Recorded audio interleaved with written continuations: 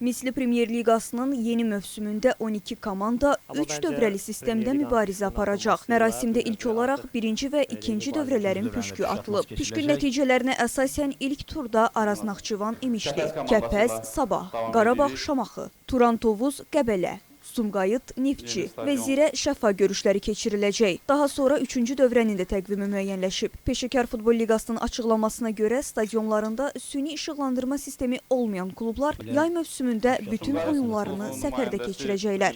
Peşəkar Futbol Liqasının texniki idman direktoru Elgiz Abbasov qarşıdan gələn mövsümün püşkatması ilə bağlı fikirlərini bölüşüb. Yarışların təqvimi işlənilib hazırlanarkən bütün məlum rəsmi müraciət əsasında bizə daxil olmuş məqamlara baxılıb, onların üzərində işlər gedib və bilirsiniz ki, beynəlxalq təqvim də var. Beynəlxalq təqvimin də izlənilməsi bütün belə deyək də aidiyyatı liqaların, aidiyyatı assosiasiyaların məsuliyyətidir. Biz də milli fasilələri bu şəkildə nəzərə almışıq və klublarımızda bununla bağlı məlumatlandırılıb və təqvim tam şəkildə inşallah birinci gün, yəni növbəti həftənin ilk günlərində çalışacağıq, bu ilk iş günü olsun, rəsmi saytımızda olacaq və bunu açıq şəkildə görə biləcəksiniz. Mərasimdə eyni zamanda 2026-2027-ci illər mövsümündə Azərbaycan Kubokunun final oyununun keçiriləcəyi vaxt da bəlli olub. Həlledici maç 2027-ci il mayın 12-sində baş tutacaq. Xatırladaq ki, Misli Premyer Liqasında yeni mövsümə